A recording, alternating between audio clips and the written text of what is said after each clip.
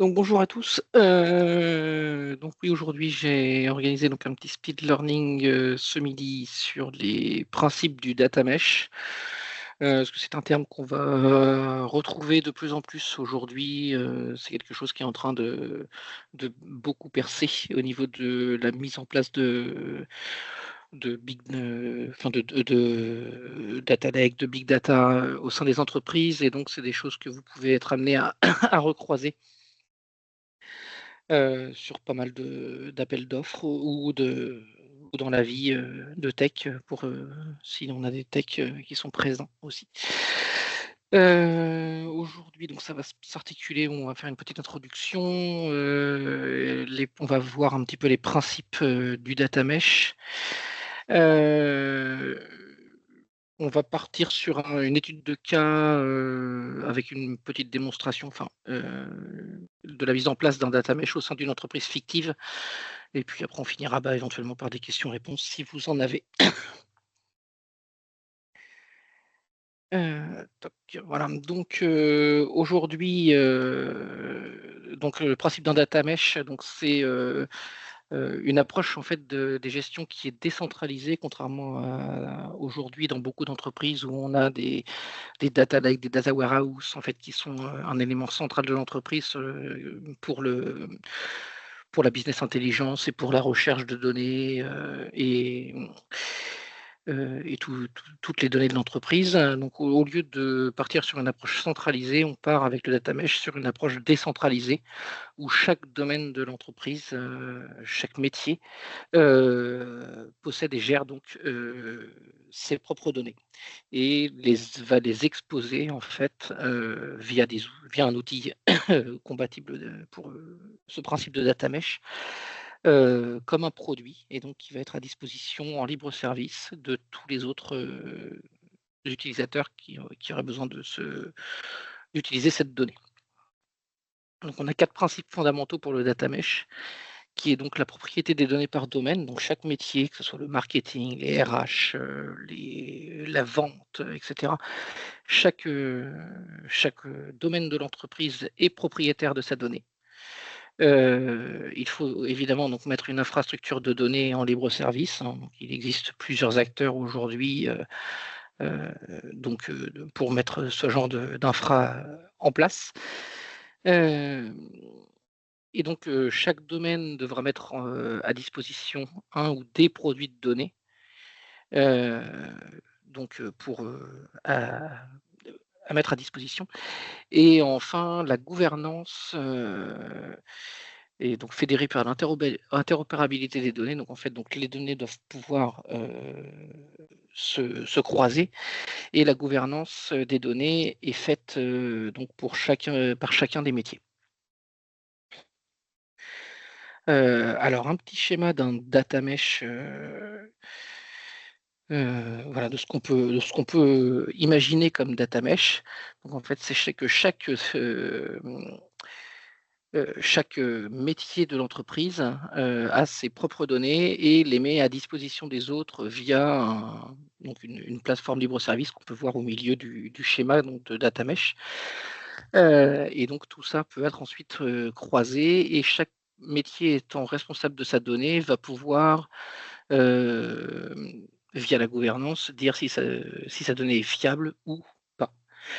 Donc c'est une approche donc décentralisée, donc où chaque domaine, d'une organisation, donc de l'entreprise prend en charge, ses propres données, donc comme un produit, comme je vous l'ai dit tout à l'heure. Donc ça peut permettre une gestion plus efficace, et évolutive des données, et ça va éviter surtout le problème de silos de données en fait qui ne sont pas compatibles les uns avec les autres. Et chaque métier, chaque domaine de l'entreprise va être responsable donc de sa donnée. Et donc voilà. Donc donc là, vous le voyez bien, on a donc la finance, les sales, les RH, le marketing et cetera. Chacun et donc expose ses propres données sous forme de data product, donc de produits. Alors aujourd'hui, en fait, on peut comparer, donc les différents, ce qui est ce qui a amené, vers l'architecture data mesh. Donc aujourd'hui, chez beaucoup de clients, on retrouve ce qu'on appelle le data warehouse, donc ce qui est le plus simple, hein. Donc c'est une réception de données, des différents services, donc de façon centralisée, qui est intégrée dans une base centralisée qu'on appelle data warehouse via des outils comme les ETL.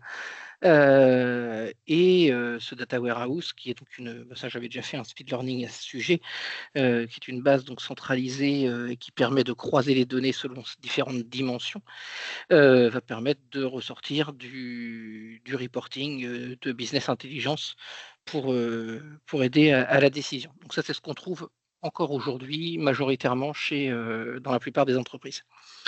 Les entreprises qui ont fait le pas de passer sur big data sont passés, dans un premier temps sur le data lake, donc qui permet donc beaucoup plus de volume de données, de gestion de volume de données et de la gestion de données structurées, donc des fichiers comme avant, mais aussi des données non structurées ou semi-structurées comme de l'audio, de la vidéo, des images ou autres. Et donc toujours via un ETL, l'ETL va alimenter un lac de données, donc le data lake, mais aussi éventuellement un data warehouse qui va toujours permettre de faire du reporting. Donc ça, c'est la deuxième colonne donc, du schéma, hein. Mais l'avantage du data lake avec les données structurées, semi-structurées, va pouvoir permettre de faire de la data science, donc de la recherche de données, de l'apprentissage et, comme on en entend beaucoup parler, donc de l'intelligence artificielle.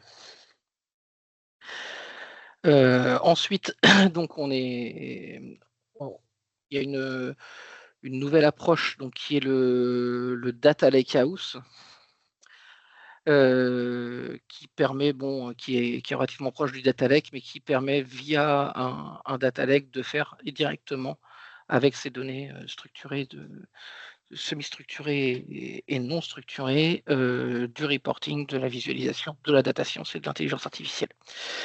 Et enfin, donc le data mesh, en fait, ce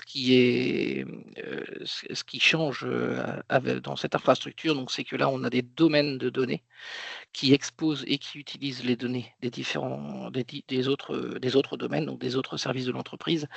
Et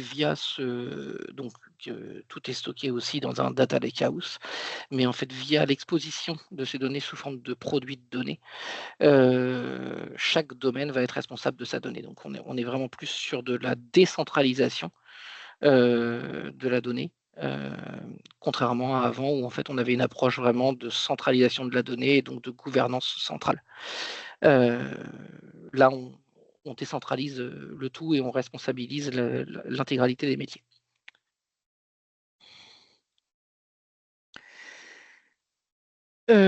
Donc, pour continuer, donc, une étude de cas, donc là, on a un des produits, qui permet de faire donc du data mesh aujourd'hui, donc, un des grands acteurs et Snowflake.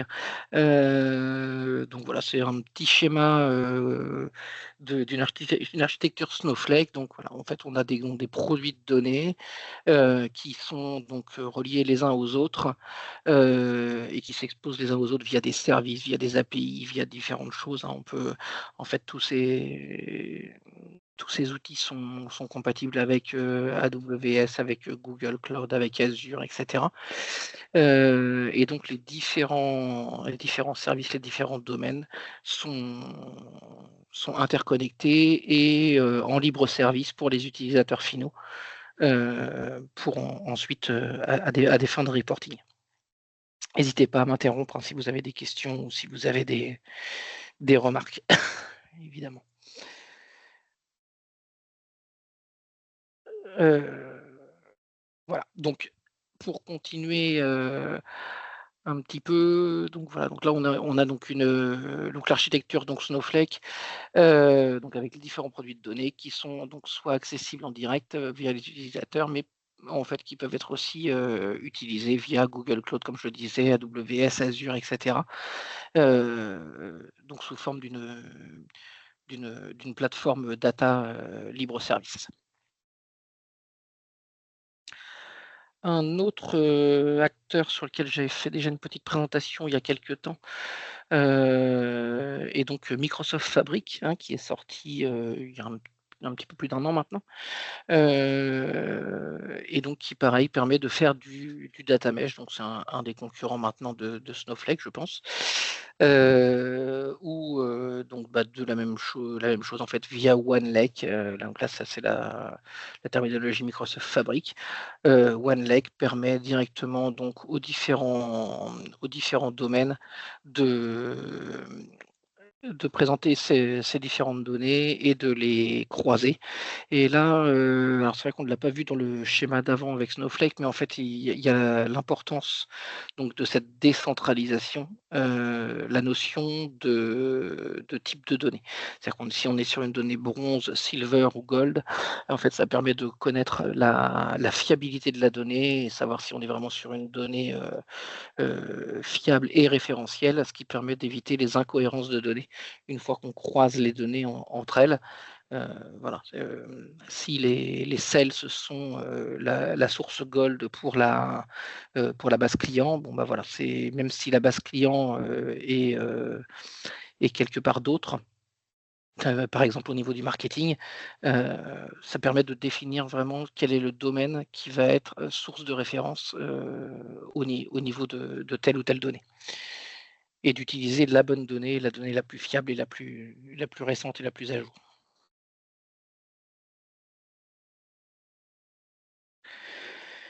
Alors les bénéfices, pour dans ce genre de cas, bon pour les informaticiens et pour les commerciaux par exemple. Donc pour les informaticiens, c'est que donc on va avoir une réduction de la charge de travail qui est liée à la gestion des silos de données, des différents silos de données qui ne sont pas forcément, interopérables entre eux. Et on va aussi avoir, évidemment une meilleure qualité de données et de disponibilité des données grâce à la gestion décentralisée vu que chaque domaine et chaque métier va maintenant être responsable de la qualité de sa donnée et de sa mise à disposition. Pour des commerciaux ou pour, un autre service comme le marketing, heu, ou les RH, qui auraient besoin de faire du reporting et bien, en fait, l'accès sera beaucoup plus rapide et plus fiable aux données, parce qu'on saura vraiment quelle est la donnée, référence, quelle est la donnée source, et donc quelle est la donnée la plus fiable, où est-ce qu'on l'utilise pour des décisions et donc ceci va aussi permettre l'amélioration de l'expérience client, pour des données donc plus précises et plus à jour, hein, donc toujours cette notion de savoir quelle est la donnée la donnée à utiliser si on a plusieurs sources de données, qui sont éventuellement, qui pourraient paraître identiques. Donc je vous propose maintenant un exemple, fictif mais bon concret, d'une entreprise fictive, hein. Donc on va prendre la société Techco, on va prendre une entreprise fictive de taille moyenne, qui est spécialisée donc, dans les solutions logicielles. Donc voilà, Techco, qui s'adresse à différents secteurs et qui propose une gamme de produits, de CRM, donc pour la relation client ou de, logiciels de ressources humaines, HRM et cetera. Donc on est sur une entreprise, de taille moyenne, hein, d'environ 500 employés qui sont répartis entre plusieurs départements. Donc on a les ventes, le marketing, le développement de produits, le support client éventuellement. Et donc avant l'adoption du data mesh, Techco faisait, face donc à plusieurs défis, liés à la gestion de ces données.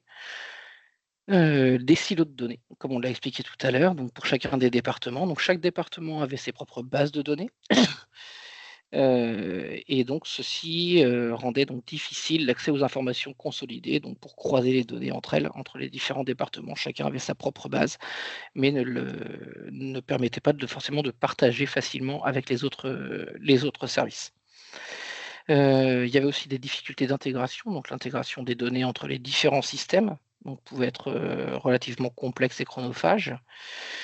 Et on avait aussi éventuellement donc des lenteurs de processus décisionnel, parce que le temps pour obtenir une donnée précise et à jour était beaucoup plus long que si elle était directement centralisée en temps réel.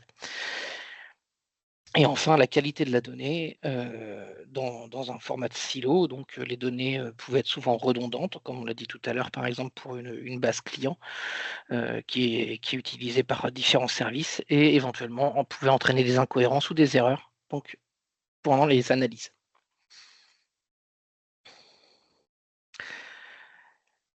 Et donc, lors de la mise en place du data mesh, au sein de TechCo, donc pour surmonter ces défis, on a décidé d'adopter donc le data mesh en différentes étapes clés de la mise en place. Donc déjà, la propriété des données par domaine. Donc chaque département, hein, la vente, le marketing, le développement de produits, le support client, donc chacun a défini,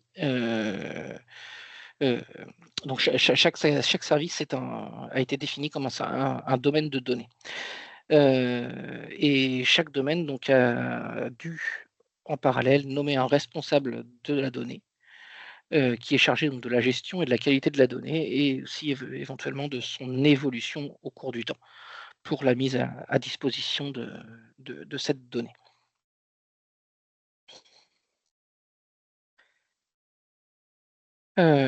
Ensuite donc, la deuxième étape de la mise en place, du data mesh chez Techco, donc c'est, une infrastructure de données en libre service, donc la mise en place donc d'une plateforme de données libre service qui permet aux équipes de gérer et de partager les données de manière autonome.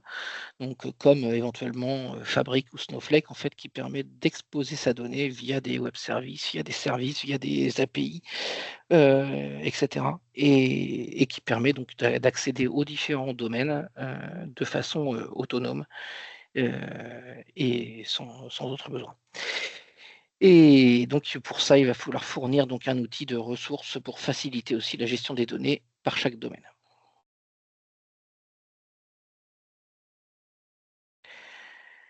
La troisième étape donc de la mise en place d'un data mesh chez Techco, donc c'est les produits de données dont étaient traités comme des produits. Donc chaque domaine a commencé à traiter ces données comme des produits avec des spécifications claires. Donc la mise en place d'un SLA, donc un Service Level Agreement par exemple, une documentation complète de la donnée, Heu, mais aussi, la mise en place de tableaux de bord, de rapports automatisés pour surveiller que la qualité de la donnée et son utilisation. Qui utilise la donnée? Pourquoi? À quelle fréquence? À quelle et cetera. Pour ensuite pouvoir optimiser aussi toutes ces différentes choses.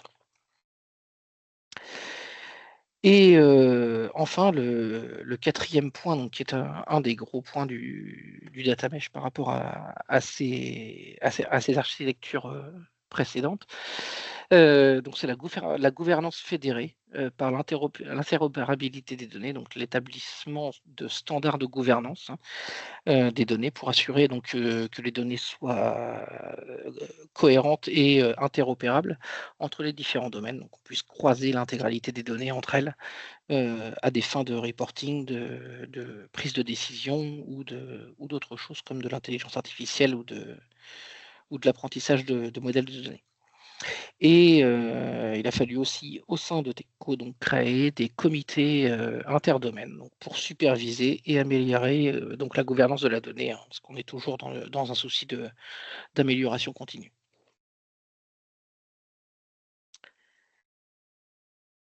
Et donc au sein de Techco, donc ce qu'on peut voir au final, après cette, implémentation d'un data mesh, c'est donc, une amélioration de l'accès aux données, hein, donc tous les employés de tous les départements ont maintenant un accès beaucoup plus rapide et beaucoup plus simple, aux données, heu qui leur sont nécessaires, dans leurs tâches quotidiennes.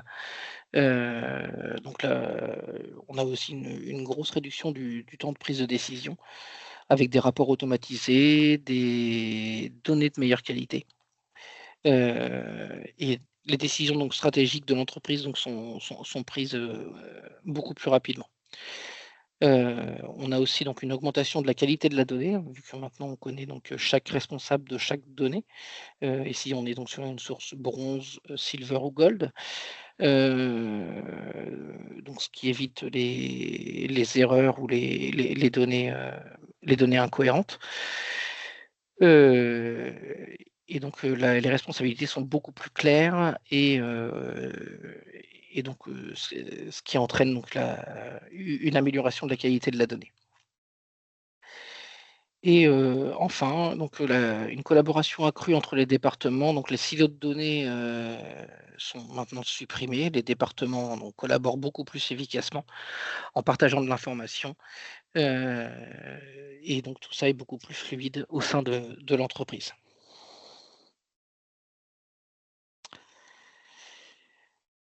Et donc pour conclure cet, exemple concret, donc l'adoption d'un data mesh, donc dans une entreprise comme Techco a permis donc de transformer la gestion des données en conduisant à une meilleure utilisation des informations, une prise de décision beaucoup plus rapide et une collaboration accrue entre les départements, hein. Heu donc cet exemple avec Techco, en fait, montre comment une entreprise de taille moyenne, donc en 500 personnes là dans notre cas, peut tirer parti d'un data mesh pour améliorer ses processus, et obtenir des résultats, au niveau de la prise de décision au sein de l'entreprise. Alors aujourd'hui, heu, ce concept, commence à être mis en place au sein de plus ou moins d'entreprises, grosses ou moyennes, mais aujourd'hui ça reste quand même encore principalement un concept, heu et les gros acteurs commencent à sortir des produits, fiables et à disposition, donc comme Snowflake ou Fabric, et certains vont justement arriver à franchir le pas, heu, au sein des entreprises, mais vu qu'il faut se décentraliser, on est donc aussi face à une réorganisation au niveau des différents services, pour pouvoir, maîtriser, cette nouvelle, mise à disposition de la donnée. Donc voilà un petit peu, les différents concepts, du data mesh. Donc si c'est, quelque chose donc, excusez-moi. Voilà, je ne sais pas si vous avez des questions sur le concept du data mesh. On peut revenir sur, différentes choses, hein, c'est vrai que là j'ai été, je vous ai présenté le concept en lui-même. Heu, je ne sais pas si vous avez des questions justement, à ce sujet ou est-ce qu'on peut échanger sur différents domaines justement?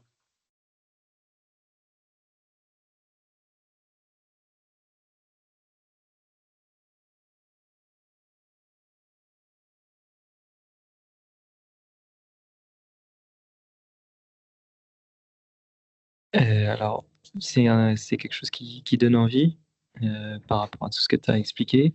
Et est-ce qu'en pratique, je sais pas si tu as eu l'occasion de l'observer, mais est-ce qu'en pratique, voilà, on arrive, enfin, les différentes entités arrivent à se mettre d'accord sur des conventions, en commun et Alors donc moi ce que j'ai pu voir, c'est des retours d'expérience au sein de différentes conférences, hein, auxquelles j'ai pu assister sur différents salons.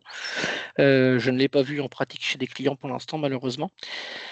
Ce qui s'avère, c'est que lors de la mise en place d'un data mesh, bon, de toute façon, au niveau de l'organisation d'une entreprise, tout ne va pas être cassé, du jour au lendemain. Et donc, ce qui a été décidé au sein des différentes entreprises, c'est d'y aller par système de POC, heu et de passer, 1 domaine, puis 2 domaines, puis 3 domaines, au sein de l'entreprise, pour se raccorder ensuite à un data mesh. De toute façon, vu qu'on est normalement en point de départ sur une organisation en silo qui n'arrive pas à communiquer, bon, on se dit: On va commencer à faire, communiquer, les ventes avec le marketing et puis ensuite on va rajouter les ressources humaines et cetera. Et donc en fait, ce qui se passe, concrètement au niveau des entreprises qui arrivent à adopter un data mesh, mais qui existent et qui ont déjà des des données, comment dire? Des données,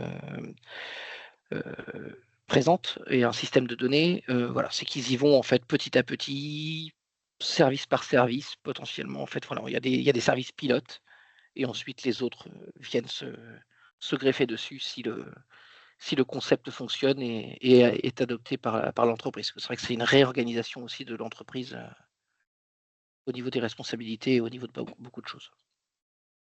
Ouais, d'accord. Et en y allant petit à petit, c'est le seul moyen peut-être de respecter les spécifications communes, d'avoir un truc Tout à fait, vraiment oui. unifié à la fin. Ouais. Tout à fait. Parce qu'en fait, les autres, après, en fait, si on part sur les spécifications communes, bon, bah, ensuite, un nouveau service qui va venir s'ajouter sur ce concept de data mesh va déjà utiliser les bonnes pratiques et les spécifications qui ont été faites en amont par les premiers services qui ont mis en place ce concept. Ouais, OK. Bah, en tout cas, ça fait rêver. Oui, ça. Bah, disons qu'après derrière, il y a beaucoup de possibilités, que ça soit au niveau, de la recherche de données, donc toujours de la business intelligence, mais il y a aussi donc toute la les modèles de données, les apprentissages de données, l'intelligence artificielle qu'il peut y avoir derrière. Il y a beaucoup de choses qui peuvent être faites, parce que c'est vrai que beaucoup d'entreprises sont assises sur, énormément de données qu'elles ne savent pas, traiter, ou qu'elles ne savent pas utiliser. Donc elles sont stockées, mais ils ne savent pas les utiliser. Heu et donc là, ouais, c'est vrai que ce fait de décentraliser, donc de rendre responsable chacun des domaines de sa propre donnée, voilà, ça permet vraiment d'être sûr aussi qu'on ait, une donnée vraiment de plus en plus fiable et simple à utiliser.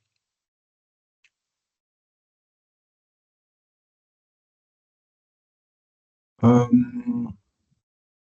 Arnaud, Oui, on sait que c'est quelque chose de nouveau, hein, de conceptuel, hein, pour l'instant. tout à Mais fait. Oui, oui, enfin, est-ce que tu considères que c'est quelque chose qui est pour une organisation, pour une société, quelque chose qui est révolutionnaire sur le plan organisationnel, sur le plan d'outils informatiques, hein, sur le plan budgétaire également, parce que ça, on parle également lorsqu'on on passe d'un système à un autre, ça a un coût. Est-ce que tu penses que, ou est-ce que tu penses que c'est quelque chose de plus doux et que une société peut facilement, entre guillemets, passer d'une organisation un peu plus classique à ce data mesh? Est-ce que tu penses vraiment que c'est révolutionnaire et que alors révolutionnaire, oui. Maintenant, vu qu'on part sur une décentralisation, on va être obligé aussi de décentraliser l'IT. Chaque domaine va devoir avoir, une partie d'IT pour mettre techniquement en place, cette exposition de données, cette évolution de données. Donc on va aussi éclater l'IT, et pas le centraliser en un seul, service, responsable du data warehouse ou du data lake ou et cetera. Là, en fait, chaque service, chaque domaine, donc le marketing, les ventes et cetera, vont avoir un peu d'IT de leur côté pour, mettre à disposition, ces données.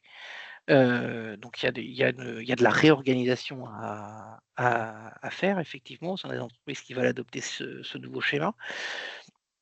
Mais par contre, selon moi, oui, alors c'est vrai comme tu disais, on est toujours, principalement au niveau d'un concept. Donc oui, il y a l'acquisition d'un nouveau soft, de gestion de la donnée, hein, donc qu'on soit sur Snowflake, sur Fabric, ou leurs concurrents, hein. Il y a Oracle aussi qui a sorti un truc, enfin il y a beaucoup de concurrents maintenant là qui commencent à sortir des solutions pour gérer justement les domaines et les data mesh. Et après, bah, oui, donc d'un point de vue budgétaire, ben, je pense que pour que ce soit relativement doux pour une entreprise, heu, il faut le faire par POC, déjà, pour, pas s'embourber dans un énorme projet qui veut tout casser, du jour au lendemain et qui va pas fonctionner. Voilà. Mais maintenant, oui, je pense que c'est la future, la future organisation des données et mise à disposition des données, pour moi, c'est ce qui permet d'avoir la donnée la plus fiable. Parce qu'aujourd'hui, en fait, on est tous, hein, dans les plus ou moins grandes entreprises, on est tous, confrontés à de la donnée où, on cherche, la base de données des RH ou, les données des RH ou les données des clients et puis, bah, on a plusieurs possibilités, plusieurs services auxquels on peut s'adresser, mais lequel a la vérité? Lequel a la donnée la plus fraîche? Qui est gold? Avec ce genre d'organisation et tout est défini dans ce sens-là.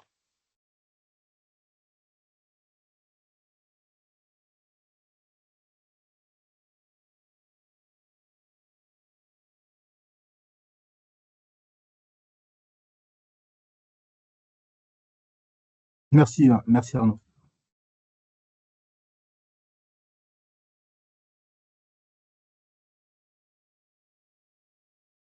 Je ne sais pas s'il y a d'autres, remarques, questions? J'ai vu qu'Antoine était connecté. On va peut-être avoir les impressions de notre veilleur techno, le plus aguerri. Ouais, data mesh, non, j'ai pas trop d'opinion. T'as pas d'opinion? Non, mais ça buzz pas beaucoup en fait. C'est pas un sujet que je trouve qui buzz beaucoup Mmh. dans le monde de la tech. Je sais pas si tu partages cet avis. C'est peut-être dans une niche. Oui, bah, c'est vrai que c'est très, très orienté big data. Alors c'est vrai que maintenant, j'en ai entendu énormément parler sur les salons, big data et intelligence artificielle.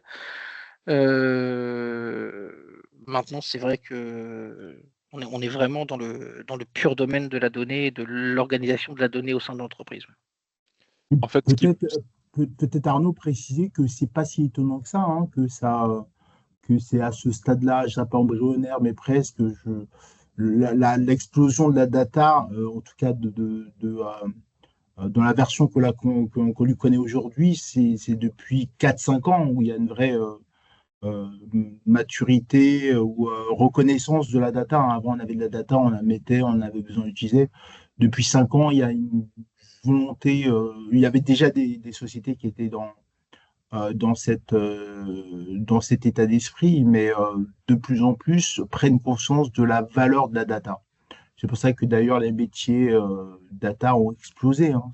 On n'a jamais eu autant de demandes depuis ces 4-5 ans et chaque année il y a une croissance de la demande. Donc je ne suis pas si étonné que ça que ça prenne autant et que des concepts nouveaux comme ça surgissent depuis peu. On peut quand même dire que ce qui fait vraiment l'actualité dans la data en 2024, c'est tout ce qui est intelligence artificielle et machine learning. Tout à fait. Ça fait beaucoup de bruit, ça cache d'autres sujets comme celui-là, mais en ce moment, si on parle data, le truc à la mode, c'est intelligence artificielle, quoi. Tout à fait.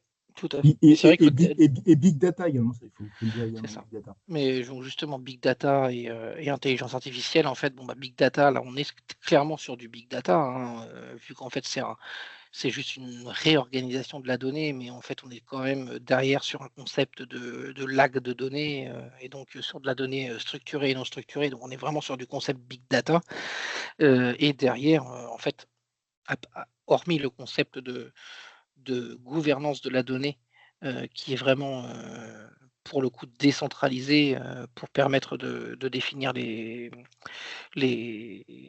golden sources, de chacune des données.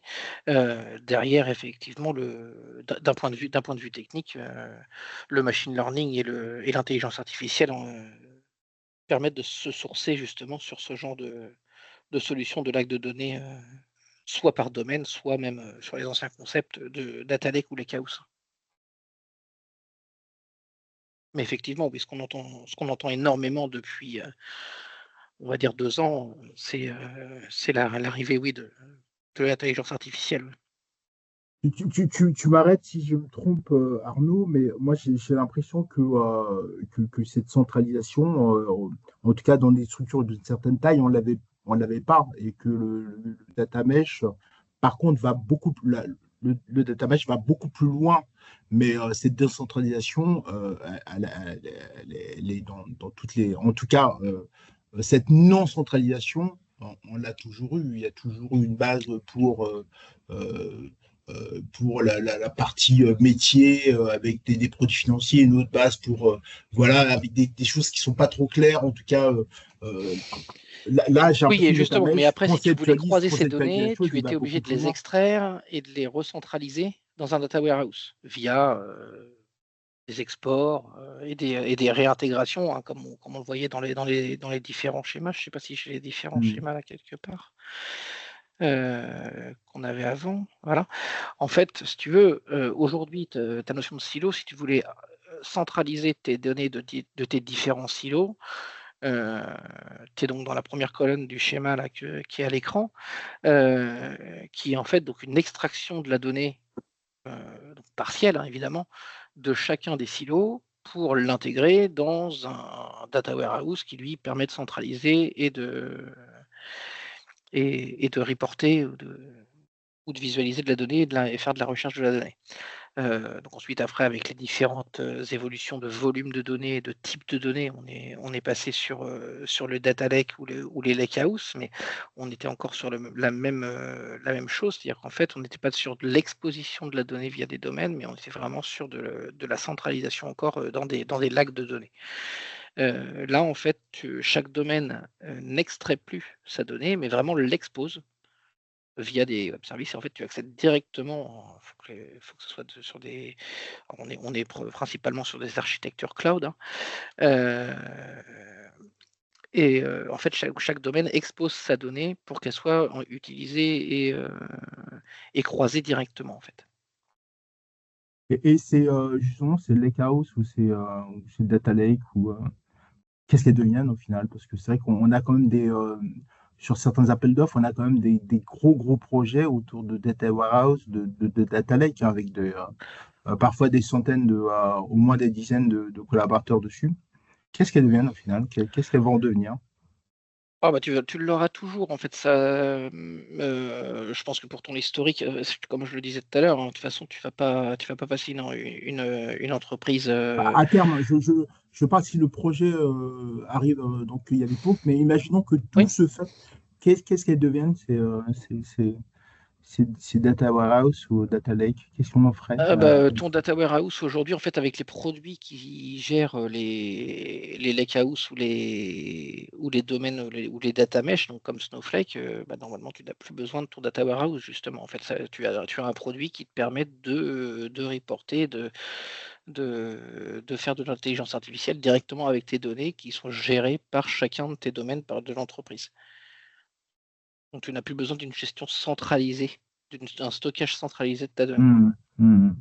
En tout cas, sur le papier, c'est une idée Sur le qui papier, est voilà. incroyable, hein. Après, ce qui serait intéressant, c'est d'arriver à voir le, la mise en place avec plusieurs années d'expérience derrière, de l'utilisation et de la mise en Hmm, place du truc. hmm, Bien sûr. hmm. Généralement, les éditeurs aiment bien mettre en avant un client ce qu'on appelle le client bêta, hein, qui a Mhm. contribué sûrement à mettre ça pour le mettre en avant et montrer que ça a marché. On n'a pas ça avec, je sais pas, Snowflake ou. Alors, j'ai écrit un article dessus, je crois que c'était pour un datamesh justement, qui était chez, je sais plus si c'était Michelin. Hmm. Faut retrouver l'article qui doit être à disposition sur la page data de la practice data. Mais il y a un article dessus, justement. Je ne sais plus quelle était l'entreprise Et que alors, j'ai. quelle est l'impression de Michelin? Ils en sont contents, ils ont eu des Oui, difficultés à c'était mettre en place, ouais. ils expliquaient en fait donc le concept en lui-même avait commencé à être mis en place. Alors, je ne sais plus si c'était Michelin ou si c'était Stellantis. Je t'avoue que je confonds des fois les différents sujets auxquels j'ai assisté. Ouais. Mais bon, de mémoire sur la mise en place du data mesh, donc c'est ce que j'expliquais tout à l'heure. Donc ils en étaient encore au statut d'époque. Donc Hmm. ils avaient commencé à passer quelques services pour créer quelques domaines un peu stratégiques au sein de l'entreprise, mais ils n'avaient pas encore passé l'intégralité de l'entreprise sous data mesh. D'accord. Mais c'était le premier retour d'expérience était plutôt bon. D'accord. Et relativement à ce que tu disais, Antoine, data mesh, c'est vraiment aujourd'hui un concept qui est énormément, dont on parle énormément, hein. C'est vraiment un sujet sur lequel c'est un sujet qui revient et qui est à la mode, hein. Mais qui est caché par, entre guillemets, les gros sujets data, entre guillemets, grand public, qui sont Ce qui est l'intelligence pas, ce qui artificielle est pas, ce qui est pas choquant, un concept, Ah c'est non, plus non, bien sûr que difficile à non, bien sûr que vendre non. que, Bien sûr c'est que plus non, parce qu'en difficile à fait, vendre le concept de data mesh en lui-même, tu vas pas forcément le voir ou le mettre en place, alors que si tu parles à quelqu'un, même quelqu'un qui n'est pas dans l'informatique, tu lui parles d'intelligence artificielle, tout le monde a entendu parler de ChatGPT, etc. Et même sans connaître les concepts qu'il peut y avoir derrière, les, les concepts de data dont on parle beaucoup sont effectivement ceux qui peuvent aussi croiser beaucoup de choses comme l'intelligence artificielle. en effet, ouais.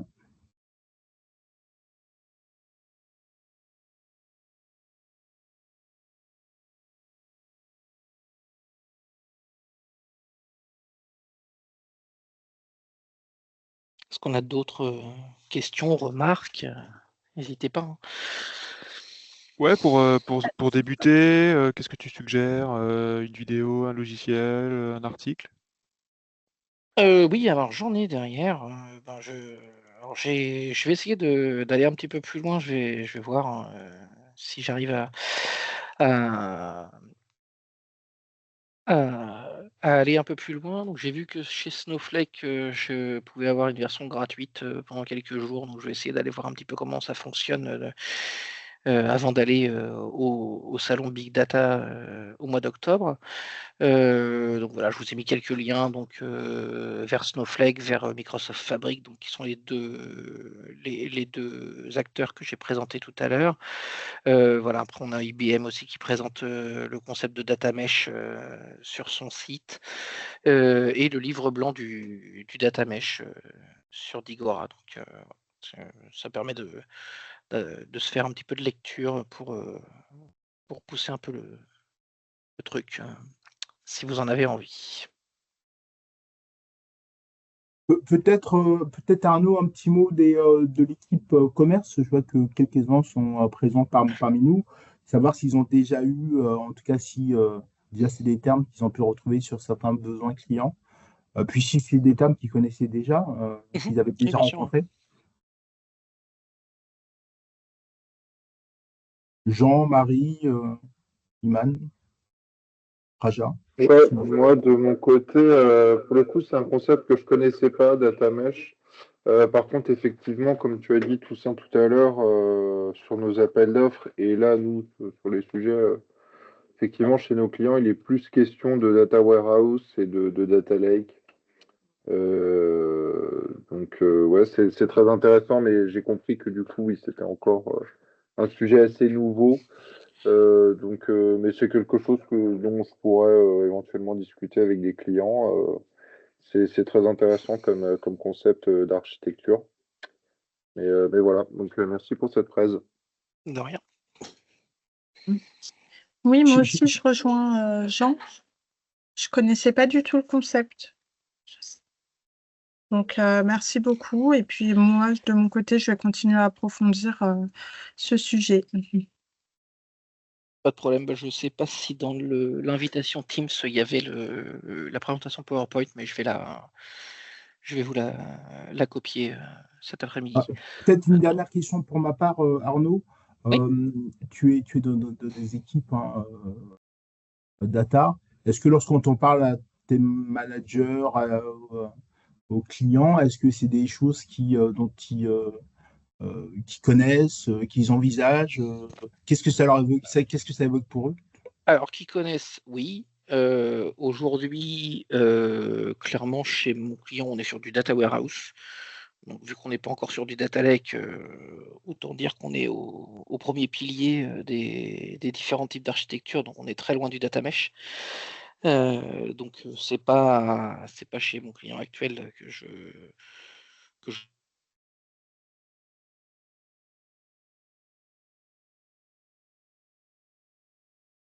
Je ne sais pas si on a perdu Arnaud. J'entends plus, moi.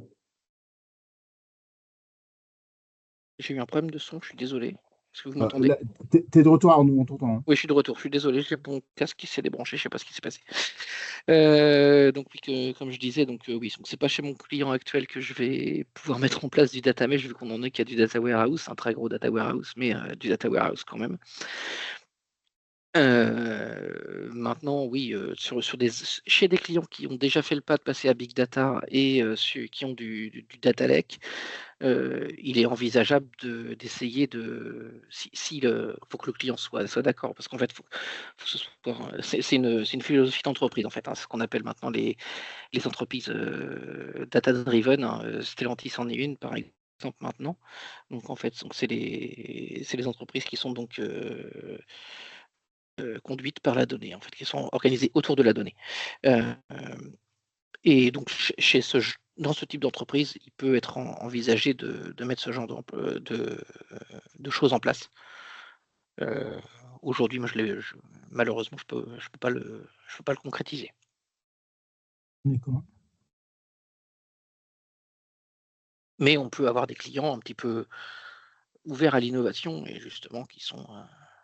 Déjà, on voit déjà de plus en plus de data lake dans les appels d'offres. Donc, ça veut dire que le big data commence enfin à se démocratiser, même si ça a été un concept dont on a beaucoup parlé au début, mais qui n'était pas encore totalement mis en place au sein des entreprises. On commence à le voir maintenant.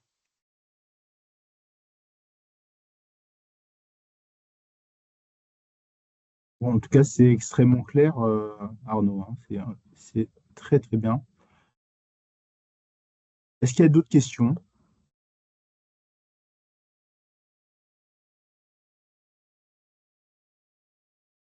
Arnaud, je te Merci pour propose de... l'explication, Arnaud.